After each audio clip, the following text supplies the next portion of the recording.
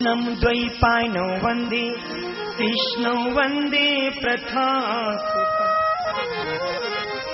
वक्रतुंड महाकाय सूर्यकोटि समप्रभ निर्विघ्नं कुरु मे देव सर्वकार्येषु सर्वदा।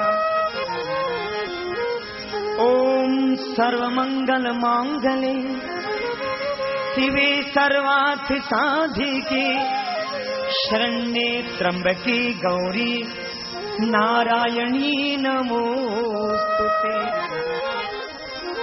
नारायणं नमस्कृत्यं नरं चैव नरोत्तमं देवीं सरस्वतीं व्यासं ततो जयमुदीरयेत्।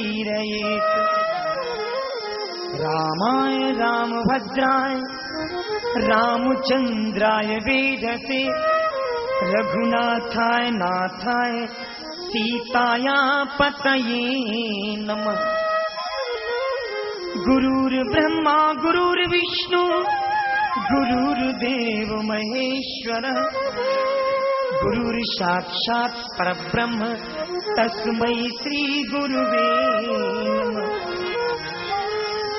श्री गोवर्धननाथ पादयुगलम् हैयं गविनप्रियं नित्यं श्रीमथराधिपं सुखकरं श्रीविठ्ठलेशं मुदा। श्रीमद्द्वारवतीश गोकुलपति श्रीगोकुलेन्दुं विभुं श्रीमन्मथमोहनं नटवरं श्रीबालकृष्णं भजे। जय जय श्री राधा रमण जय जय नवल किशोर जय गोपी चित चोर प्रभु जय जय माखन चोर। ओम नमो भगवते वासुदेवाय। स्वस्ति श्री गणेशाय नमः श्री सरस्वती नमः श्री गुरुचरण कमलेभ्यो नमः। बोलो बाल कृष्ण लाल की जय श्री वल्लभाधीश की जय श्याम सुंदर श्री यमुने महारानी की जय। कल की पावन कथा में आपने सुना पापी से पापी जीव भी यदि जीवन में एक बार मन लगाकर श्रीमद् भागवत महापुराण की कथा श्रवण कर ले तो पाप ताप संतापों से तो मुक्त होता ही है, अंत में मेरे कन्हैया के गौलोक को प्राप्त कर लेता है।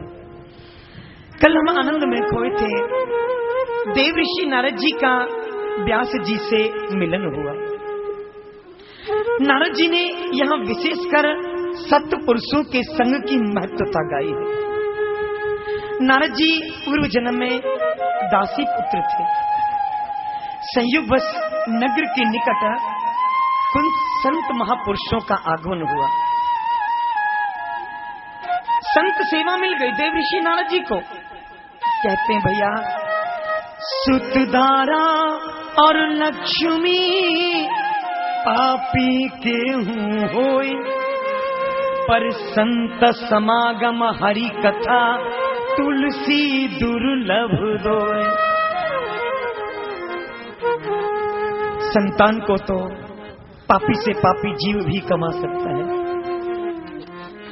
धन भी पापी कमा सकता है, हर कोई कमा सकता है प्रयत्न मेहनत करके। पेट तो पशु भी भर सकता है, संसारिक सुख पशु भी प्राप्त कर सकता है, पेट पशु भी भर सकता है। तो हम में और पशु में अंतर क्या रहा? अंतर इतना ही है कि पशु योनि में परमात्मा को प्राप्त करना दुर्लभ सा है और मानव योनि में प्रभु को प्राप्त करना दुर्लभ नहीं अत्यधिक सुलभ है। नारद जी को प्रभु कृपा से दो लाभ मिले। संत समागम हरि कथा तुलसी दुर्लभ दोय। संतों का आगमन हुआ, सेवा मिली, और सेवा के फलस्वरूप भगवत कथा मिली। क्योंकि सत्संग के बिनु सत्संग विवेक न होई, बिन सत्संग विवेक न होई, राम कृपा बिन सुनभु न सोई, राम कृपा बिन सुनभु न सोई। सत्संग हमें प्रभु से मिलने का एक सुगम मार्ग दिखाता है। कथा हमारे कर्मों की थाह बताता है कि भक्त कैसा कर्म करते उनको भगवंत मिलते हैं। तुम जैसा कर्म कर रहे हो भोगना पड़ेगा।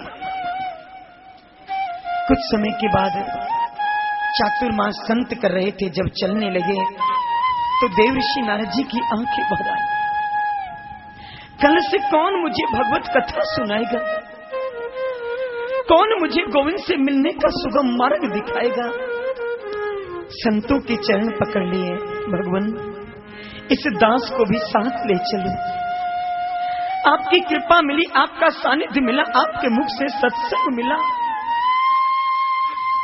सत्संग में जीवन कितना बीत गया पता ही नहीं। संतों ने मना किया कि बेटा अभी तुम्हारी माँ जीवित है, माँ का बंधन है, माँ की सेवा करो, मातृ देवो भव है, माँ की आज्ञा मिल जाए तो हमारी सेवा में आ जाना। हरि की तो नारद जी की आंखों में आंसू भरा। उन्हें कब मिलन होगा, कब इन कानों से गोविंद की कथा सुन पाऊंगा। संतों ने जाते समय 12 अक्षर मंत्र दिया, आप इसका जप करो। देवऋषि नारद जी उस मंत्र का जप करने लगे। प्रतीक्षा में है माँ के बंधन से कब मुक्त हूं। जब माँ के बंधन से मुक्त होऊंगा तभी तो गोविंद के बंधन से बंध पाऊंगा। अभी माँ की सेवा करनी पड़ती है। कहने का तात्पर्य, एक समय माँ गौ सेवा के लिए जा रही थी, एक सर्प पर पांव पड़ा, सर्प ने मुख से प्रहार किया और माँ का स्वर्गवास हो गया। अब तो देवऋषि नारद प्रसन्न हो गए, निरंतर कृष्णमय रात दिन गोविंद का नाम लेते हैं। ओम नमो भगवते वासुदेवाय 12 अक्षर मंत्र का जप करते हैं, संतों के पास सत्संग करते हैं, गोविंद की सुंदर सुंदर कथाएं सुनते हैं। तप करने लगे। मेरे प्रभु प्रसन्न हुए। प्रभु ने पूछा क्या चाहिए, तो देवऋषि नारद जी के जीवन में तो एक ही भाव है, मुझे आपके चरणों की भक्ति मिले। प्रभु ने समझाया, अभी आपको एक और शरीर धारण करना पड़ेगा तथा उस शरीर में आप जन जन तक मेरी भक्ति का प्रचार करोगे, पुनः आपको मेरा परम धाम प्राप्त होगा। यही दूसरे जन्म में देवऋषि नारद जी बनकर आए। बोलो श्री नारद जी महाराज की। घटना उस समय की है जब महाभारत का युद्ध चल रहा था। उस युद्ध में बहुत से वीर मारे जा रहे थे। द्रोणाचार्य, कर्ण, दुशासन जैसे वीर मृत्यु को प्राप्त कर चुके थे।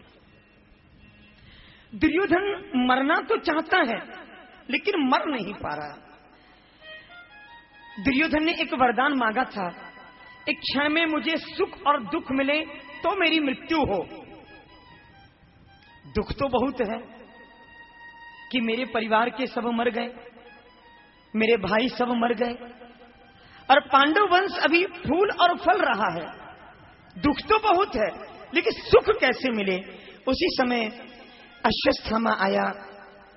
अश्वत्थामा को देखकर दुर्योधन मन ही मन सोचने लगा, मैंने कितना दुख पाया है, कितना जीवन कष्ट भरा हो गया है। अश्वत्थामा बोला, आप दुखी क्यों हो रहे हो? मैंने आपसे कई बार कहा मुझे सेनापति बनाओ, मुझे कोई सेवा सौंपो, आपने मुझे कोई सेवा नहीं सौंपी। मेरी एक ही इच्छा है, मुझे कोई सेवा बताओ। दुर्योधन ने स्वाभाविक कह दिया, अगर तुम सेवा चाहते हो तो इतना कर सकते हो कि पांडवों को मार दो। अश्वत्थामा प्रसन्न हो गया, बस आप आज्ञा दो, मैं पांडवों को मार डालूंगा और एक को नहीं 5 को मारूंगा। अश्वत्थामा चल दिया। इधर मेरे गोविंद की लीला कौन जान सकता है। जहां पांचों पांडव सोते थे, आज वहां द्रौपदी ने अपने पांचों बालकों को सुला दिया। अश्वत्थामा आया, बिना सोचे विचारे जहां पांचों बालक सोए थे उनका मस्तक काट लिया और एक थाल में सजाकर वस्त्र से ढककर दुर्योधन के पास पहुंच गए। दुर्योधन से कहा, राजन, मैंने आपसे कहा था मैं पांचों पांडवों को मार डालूंगा, तो मैंने पांचों पांडवों को मार डाला। दुर्योधन बोला, मैं कैसे मारूं? अरे जिस कार्य को भीष्म द्रोणाचार्य इतने इतने बड़े वीर नहीं कर पाए, क्या तू पांडवों को मार सकता है? कहा मारिए, मारने की बात छोड़ो, उनका मस्तक काट के मैं लाया हूं। दुर्योधन प्रसन्न हो गया, तो दिखाओ कहां है पांडवों के मस्तक। जैसे वस्त्र हटाकर देखा, आंखें भर आई। अश्वत्थामा, ये तूने क्या किया? पांचों पांडवों की जगह तूने पांचों बालकों को मार डाला। अरे ब्राह्मण, तूने तो दीपक को जलने से पहले ही बुझा दी, सूर्य को प्रकाश करने से पहले ही उस पर ग्रहण आ गया। तूने बहुत बुरा किया, बड़ा हृदय को कष्ट हुआ। ऐसा कहते हैं उसी समय दुर्योधन की मृत्यु हो गई। सुख मिला कि पांचों पांडव मर गए और दुख मिला कि हमारे वंश को चलाने वाले 5 ही बालक शेष थे, वो भी मर गए। बहुत दुखी हुए तथा देह का त्यागन हुआ। इधर जब मां द्रौपदी प्रातः समय बालकों को जगाने के लिए चली, देखा कि रक्त की धार बह रही है, आंखें भर आई है। नारायण, ये रक्त कैसा, क्या हो गया? कहीं कोई अनर्थ तो नहीं हो गया? जैसे दौड़ी दौड़ी गई, जाकर देखा हमारे 5 बालक मर चुके हैं। कृष्ण कहते कहते, कृष्ण कहते कहते भूमि पर गिर पड़ी। हे नारायण भगवान, मैंने तो जीवन में कभी किसी का बुरा नहीं किया, किसने हमारे बालकों की हत्या कर डाली? कौन है वो दुष्ट? रो रही थी, विलक रही थी। मां के हृदय पर क्या बीती होगी? बेटे को एक कांटा लग जाए तो मां उस कष्ट, उस पीड़ा को सह नहीं पाती। जिस मां की आंखों के सामने 5 पुत्र मरे हो। अर्जुन आया, भीम आया, जब पुत्रों को मरा देखा तो क्रोध आ गया, किसने हमारे पुत्रों की हत्या की? और अर्जुन ने प्रण कर लिया, जिसने भी हमारे पुत्रों की हत्या की है, जब तक उसे मृत्यु दंड नहीं देंगे तब तक भोजन तो क्या, जल भी नहीं पिएंगे। भीम ने भी प्रण कर लिया, मृत्यु दंड